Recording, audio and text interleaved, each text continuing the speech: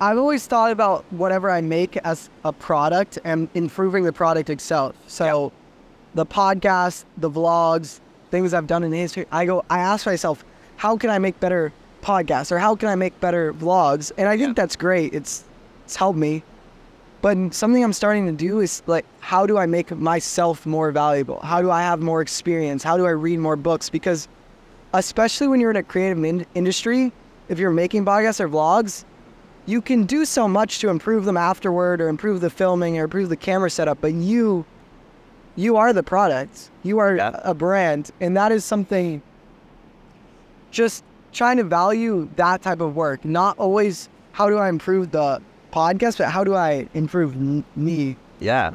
I mean, I think you're your best investment, 1,000%. Like, I think, taking the time to invest in yourself and grow. Like, I think reading over this past, I'm doing a book a month this year. I'm trying to do too. Yeah, and so I'm in February, so I'm on my second book. But my book that I read in January was an amazing book. It was The 33 Laws of Business and Life by Stephen Bartlett, who runs a podcast as well. I love Steve. He's a huge podcast. It's yeah, he's amazing. How was the book? I'm actually just genuinely curious. The book is insane. 100% read it. Is that the most recent one?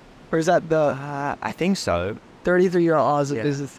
Dude, I gotta read it because... It's a really good book, but... He's such an inspiration. I make a big thing of myself basically every month is that I buy the book that I'm reading. You know, there's Audible and all of that you can pay subscription for, but I want this like library of books, you know. Yeah. And so I buy every book that I do, and so I paid like $16 for Stephen Bartlett's book to listen to, like on my phone, right? Yeah. And I am not even kidding. I think from that one book, the changes that I implemented must have had at least anywhere between $5,000 to $10,000 difference in the business, and that whether that was new sales or retained sales, just because we had better customer service or we had better, understanding of basically how to do business. The return on that investment of $16 was unbelievable. As soon as I saw that, I was like, okay, this is just a non-negotiable. I have to every single month read a book, and it will teach me something that can give me a return on the business and what I'm doing. And it doesn't have to be your business, but it can just be in life as well, right? Oh, this gave me, I learned this and that led to this. And so it can be more arbitrary. It doesn't have to be financial. But yeah, I think for me, seeing the return on investment of reading a book and that investment in myself has been something that, I've definitely neglected for a long time. Well, you're identifying something super important, which is that we define work. So sometimes I've gotten this bad habit where I will think of work only as when I'm sitting on my computer and I'm directly editing something and I go, that's work. Yeah. But then when I work out and I'm filming the podcast and I'm sitting here with you, I won't consider it work. And it's just the way I define it in my head. But when you start like that, then the stuff that's reading, the stuff that's breath work, or all these things that drastically change and improve your life, you get in the habit of that's not work, and therefore it's less important than other things. And something I'm trying to rewire this year is exactly what you're saying, where I think of not only reading as work, but sitting down and thinking as work. As literally just, okay, improving my business doesn't necessarily mean editing the next podcast. It might mean sitting down for an hour, looking at nothing and asking myself, what could be better? 1,000%. 1,000%. And like, I think that's one of the biggest myths. People were like, oh, I work 18 hours a day and all that kind of stuff. I say, no, you don't. You take lunch, you have a little break, you take breaks here and there throughout the day. But, you are always thinking about what you're doing in the business or work. And I think that's very, very, very much relevant. And I think I waited until I had something like a business to really not call it work and invest in myself and realize that was a return on the business. I think I waited to that. And so I have so much respect, and I have friends that are like this, that it's a non-negotiable that they always make sure that they make time for themselves and investing in themselves, which ultimately leads them to like a happier and more enjoyable life. And I have so much respect for people like that, because that's, it's not something I could do. I didn't invest in myself until I felt like I had something to get a return on that, and I didn't read books until this year. I didn't, I read the odd one here or there, but I never really stuck with it. And yeah, it's because I didn't feel like I was getting that return. When you absolutely are, just might not be as visible as you might think. And so yeah, I have so much respect to people that it's a non-negotiable that every single day they always do something to better themselves a little bit, or try and improve just 1% a little bit more, because that compound is great. I mean, I find the interesting part of this though is that I have a system for how I do my podcast. I run most of my system out of Notion. So I have the templates, the research template, the description template, the thumbnail template, the order of operations. I use an app called Things 3.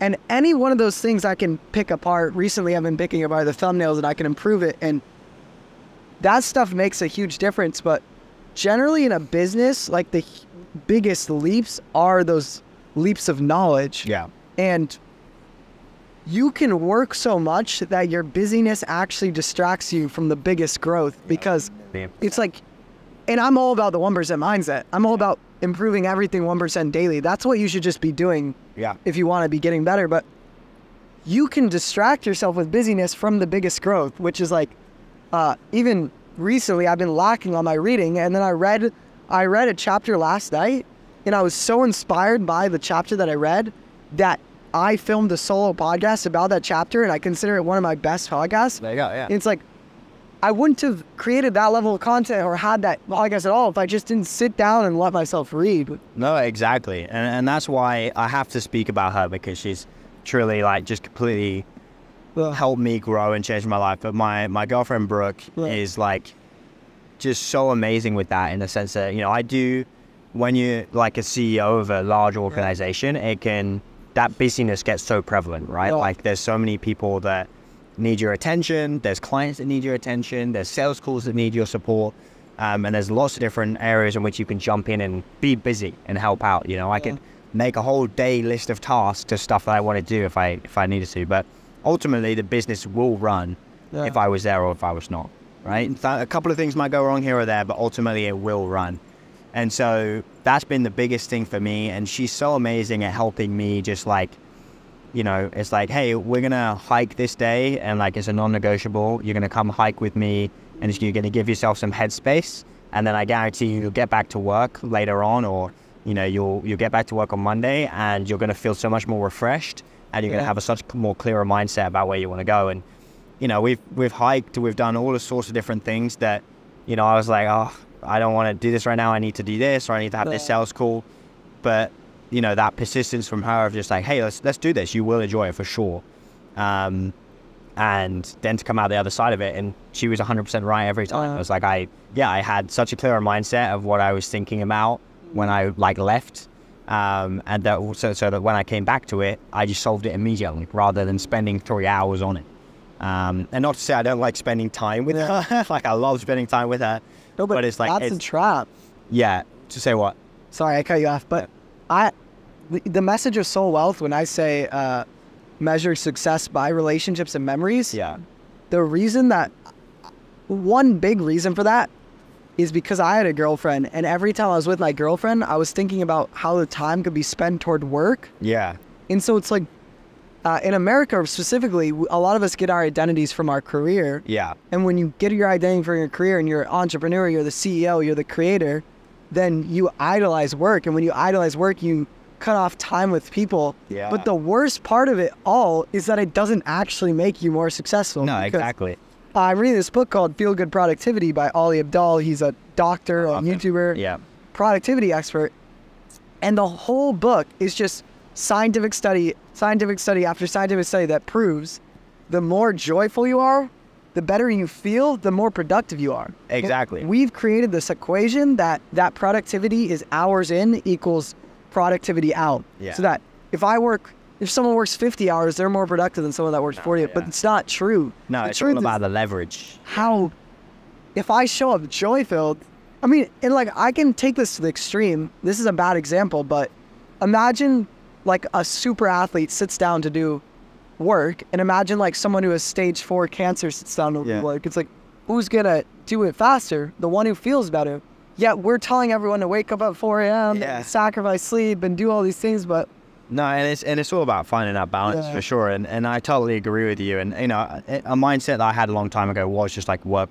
And I have definitely, you know, I still work a lot, but I've definitely, you know, made sure I carve out time for the things that are important. And the irony is that, you know, the higher up people that you meet in terms of have had success, or those more mentors that you meet, is like, they've really valued their personal time and their life with their family and their kids or their wives or whatever. And so that's something that I've, you know, really taken into account, that, it's a broken mindset to think that you should be working all the time and not take those breaks. Because you're right, like, it makes you joyful. It makes you happy to spend that time with those people.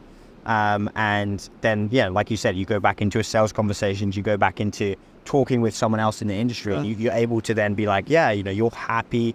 You're way more likely to have a successful conversation, and people also really respect, like, anybody who, like, has been a good business partnership in terms of like a client of ours or something.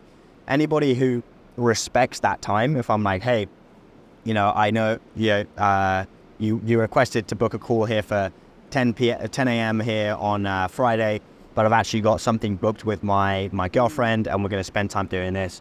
Every successful client relationship that I've had would have responded to that with like, no worries, that's amazing, I hope you have a lovely time with your girlfriend. You know, if someone's like, fuck you, dude, like, you know, I'm trying to get some stuff done here, it's 10 a.m. on a Friday, like, what are you doing? Like, then it's like, okay, that's not a business partnership that I want to be part of, you know? And so really starting to understand what's valuable to you and why that's valuable, and then ensuring that you can obviously bring that back into your daily life, I think is really important. That even goes back to, I mean, we were talking about way in the beginning of the podcast, is thinking about the people above you, and do you want to attract them, or do you want to be like them? Which, in this example, it's like, you might be someone who puts crazy hours in, and that might lead to success.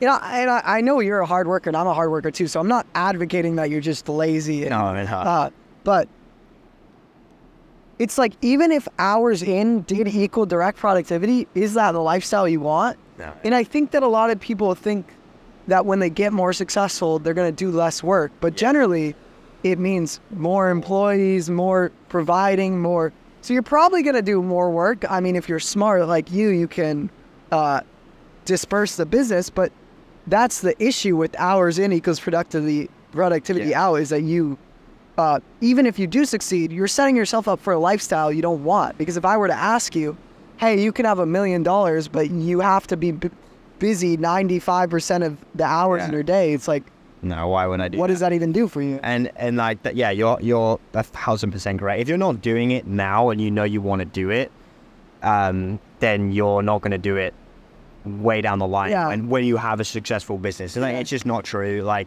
if you want a successful relationship, you should prioritize having a successful relationship with that person. If you want to read books, then you should read books right now. You're not going to start reading books when you're a millionaire, because you wouldn't have got to being a millionaire. You know, it's like, there's that, and that goes back to that, the people that really prioritize their lifestyle, for me, is like so amazing. Because I think I did wait to have a business to be like, oh, you know what, I can go and take some time off to do this. I can spend time with my friends. You know, I can go out with my friends for this time or whatever. And obviously you want to do that in moderation. You want to do everything in moderation. But, you know, like you said, it really comes down to ensuring that, you know, you feel that, you know, you're getting a return on your time, but then also, you know, those times that you take off are investments in self and in growth.